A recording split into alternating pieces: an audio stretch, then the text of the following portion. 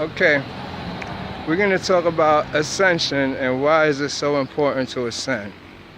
All right, now, to start off, let's keep in mind that George Washington got, in some place in Washington. I'm not liking to saying things precisely because ain't nothing precise. They've been lying to us from day one, so I don't be quoting them or anything.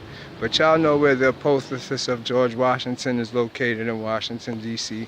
Go look it up. It has a very serious symbolic significance to it. It's a true story, and it's also instructions for those that know what he's talking about. This apotheosis is the ascension that we think that we're ascending when we say we're ascending. Is not the actual ascension that is the ascension that is supposed to be interpreted or defined when it was originally defined. Stick with me, family. Here you go. Now, the ascension process is a unification of you with the four elements. The earth, fire, air, water, earth spirits, whatever they are. Once you become back one with those spirits, they come back onto you. And then with them coming back onto you now, it starts a process of you having to give back what was given to you in the beginning so that you can free yourself from the governing of those insecurities or those that held you down. These is, given to you by the 7 or 9 planets. And these planets now, they the ones that give you courage, prudence, love, hate, all these different attributes. That these attributes is what make you in your young animal days chase after as insecurities. Yes, brother. And these insecurities now is what you go and you have to give back after you have seeked them out. So like say in your young years, growing up, you come out just like the animal. Y'all both breastfeed on the milk or whatever. As you get a little older, you become like the cub now, the lion. You start wrestling with your brothers, or y'all testing y'all strength and everything. Now you get into a little bit older, you get into self-awareness, only sticking with your pride and your peoples, you joining groups and gangs and religions and all that stuff. And then you soon start testing your manhood. You get into relationships, seeking out 4 or 5 women until you find that you just need one. You have to go through all those things before you could ascend, because if you didn't, your lower self would always be having that curiosity, and that curiosity is what's going to stop your ascension. So you got to allow yourself to go through different experiences so that you can ascend. And this will explain the rebellious kids of these parents that's like real stuck up and try to push their kids to be like them, when in reality it's just about they can't keep repeating the same experience you experienced because it's already written in their DNA. They have to go seek out the opposite of what you experienced. That's just the natural cause and effect of life. But not too many people understand these things, so they keep on imposing their will upon their kids in society and wind up making them be rebels or rebel against them. So, this is just part of what how everything comes about, and it gets around to how it be. So, anyways, now with us kind of push our ways. Yeah, so now according to the ancient ways and the ancient teachings of how we did things, we ourselves, our purpose here is to unite with all the energies and forces. And in doing so, you give back all those attributes from which you was given, or governors that held you down from your ascension, for you experiencing both sides, the good and the bad, because if I asked you to do something good, you couldn't do it. Even if you did it, you can't consider it good until you experience it. And for you to experience it, it has to come out bad. If it doesn't come out bad, you wouldn't know what good is to compare it to. So your first experience is always going to be considered a bad experience, because that's the experience you use to learn from. And so with that now in mind, after we learned all these experiences and we revisit these experiences one more time, We do it now without applying force. We don't have to have ourselves in physical shape. We don't look for a woman because of her body. We don't seek off of cars and houses and bring more burdens upon ourselves than we already have just to impress other people. We don't just run around and engage in malicious relationships to prove our manhood. All these things you have to overcome, and this is what's called the apotheosis to the ascension. And it's not just an ascension like how we think of changing your mind and having good morals. If it's done correctly, the gods will come and take these things off of you, the planets. Each one of the planets is a zodiac sign, and they have a physical, spiritual attribute or image to them that interact with you through the electromagnetic spectrum. So when the process starts, it comes and takes you into what's called the underworld. The process starts by first you getting greeted by the sun, then comes the star, and then the moon. They send you a prominence of wisdom that give you a sense of knowing, and you're speaking now intuitionally through a sense of just them communicating to you.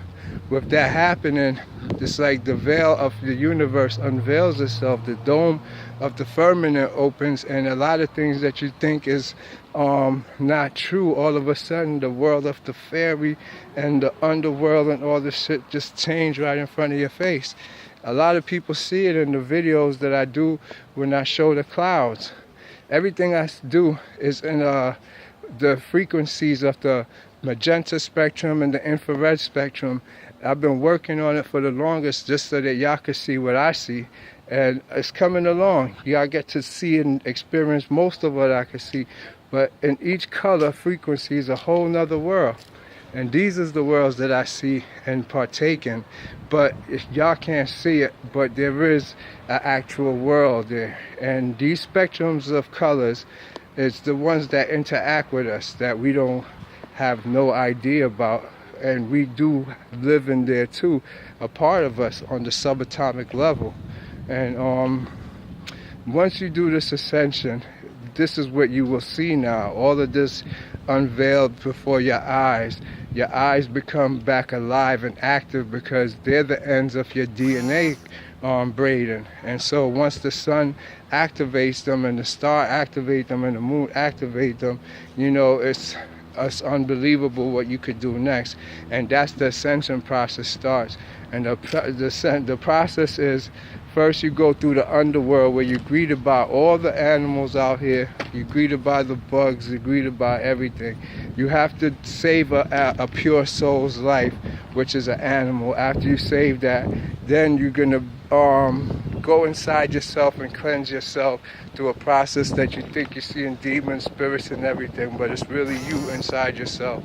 Then after that, some white angels is going to come, and you're going to pass through a place that looks just like a city from arcade or something like that, but they're not going to let you look in the city. You're going to fly over the top of it. But when you go through the city, you're going to go through with you're going to be always following a blue orb. But when you get to this level, the blue orb is going to disappear, and it's going to be a white angel going to come and assist you through the city. You can't, like, the blue orb can't even go through that city. So you fly with the white angel in front of you, flipping around like a fairy, but you're over the city. You only can look down and see some of the top of the buildings. It's like medieval castles, huge, the biggest, beautifulest city you ever see. And you go through the big fucking gates and everything. And then you come, once you finish the city, you go back now. The orb come back and finish the journey for you. You continue the journey with the orb, and so you get to see there is something else up there. But I remember when I first did it, I was going through my darknesses, and I seen all the dark demons that was in me, and I was battling with them every night, can't sleep. And it's these beings from the underworld, and they wasn't really just all my dark things, even though I had those. It was actually, I didn't understand that I was supposed to connect with them and not fear them and run from them. So it was just a bad experience till I figured it out and comprehend what I had to do. So after that, you get inside yourself, and once you're able to cleanse yourself or come to terms with your inner emotional baggages, two white angels from where you have passed over is going to come in your direst moment when you fucked up, and they're going to fight all them dark things inside of you. You're going to see them literally with two swords swinging them, swinging them, swinging them, and they just chopping away, and they do battle with like thousands of or hundreds of little dark little things that's inside of you. The two white angels always lose, but before they die, they take out maybe about 1,000 or 2,000 of them little dark things. And this battle goes on for a few times, 3-4 times inside of you. Just when you get sad because they lost, they come back. But while they're inside of you, you're being attacked every time 5 o'clock hit. You get that shaky feeling of being in something is going on. Electricity's going, your ears start ringing, you're just uncomfortable because you're entering the underworld. You was chosen as one of Ra's people to ride with him on the boat, or as it goes through the Tuat. You know, that's a real story. Some of us, and it's a lot of us that participate as guardians in the voyage of the Orange Sun as it goes into the night journey. And that's where you get your stories of werewolves and all these things from, because it's actually about certain people that is part of a spiritual bloodline that is here. And in that spiritual bloodline, they participate in different events, but they don't know that because they're unconscious of it, and they just taking pills or medication trying to learn how to live with themselves. But it's not that. It's a spiritual thing that is going on, what happens to involve the sun and his journey. You have to understand the Book of Gates for you to get the whole perception of it. But I live it, you know, and I understand it very well. And it wasn't until these two white angels came and fought with me, and we fought for maybe 2-3 days and got them all out of me, that everything changed. So I'm just letting you know it's just part of the level, and that's the intro, you know. Let me explain to you real quick. When you're going into the underworld and all that, it's just like if you was to go into the Garden of Eden.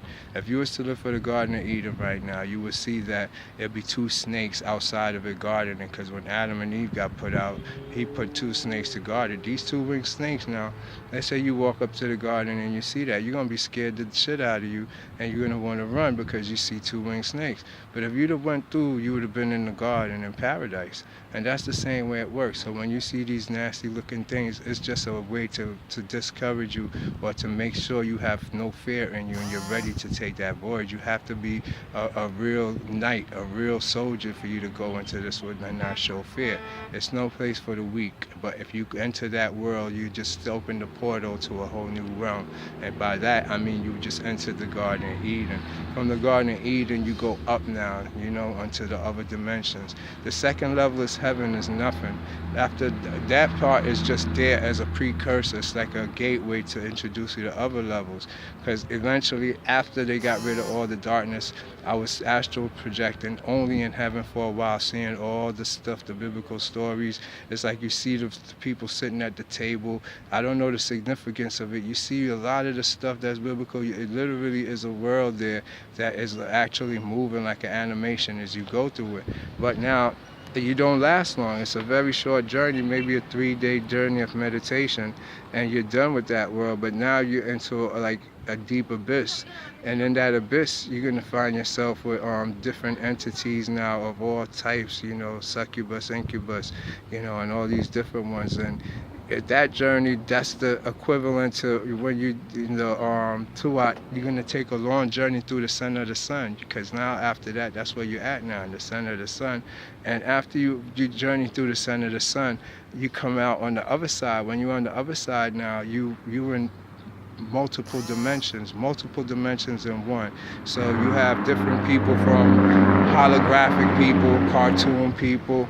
It's like now you're fully in the center of the magnetic field. So even radio broadcast signals, everything got an image to it and plays a part. But I'm not saying that they're important in your journey. What's important in your journey is just the cartoon people that's going to interact with you.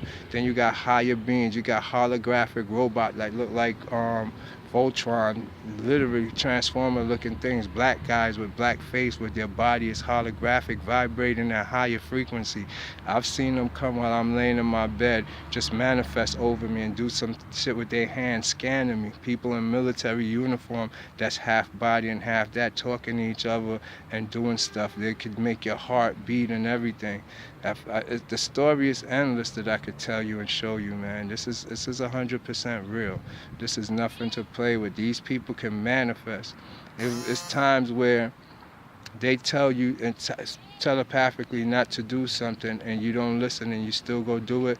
And I remember I just seen my whole face turn, like, not my face turned dark, but something overshadowed me. Like he just put his hand in front of me and said no. And before I could even look to jump, it just grabbed my heart and pushed me back down, sat next to me on the bed, and I feel the weight of the person, just a dark shadow and everything. When he put his hand like that, everything just turned to light, and it just another world you go into, and you get programmed to what they want to let you know you're not alone. You don't make no decisions by yourself. And there's hierarchy. And what I tell you, I'm not the only one a part of this. It's a lot of us. And we all connect to each other and share the same stuff. So trust me when I tell you this. I don't have to pull out no recordings or no proof or anything. This is you that's inside of you. Take my word for it, all right? I know what I'm talking about. Well, back to the apophysis so you understand. These is the different level of ascension, and I want you to understand why George Washington put that up, because he made it past there. It's an everlasting journey of going straight into a fixed straight direction to meet the light. At the top of the light, you know what's there already. That's the main source of everything. And not too many people like me is willing to take that journey and venture out further all the way. I want to go to the light and be the source of the energy of the front of the light, where the creator sources, the supreme sources, or whatever you want to call it, the energy of that exploded the first boom, that ran first, is up there, and we all chasing the back tail of it like a comet in the dark shadows of it. That's really what's going on. So I'm just going up to the front to go give that some energy now. But that's the whole cause of it. So remember, we're in the dark, we're the reflection, and as it goes forward, we go further into darkness and into lower states of consciousness, because of the light is headed further from us. So what they do is they send out a wave of consciousness upgrade.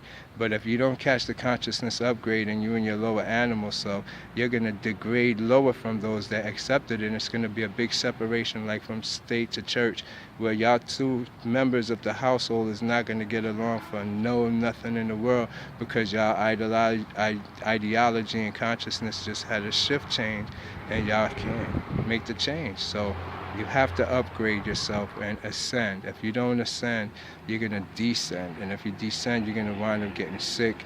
And the government is waiting for you with a bunch of pharmaceutical drugs just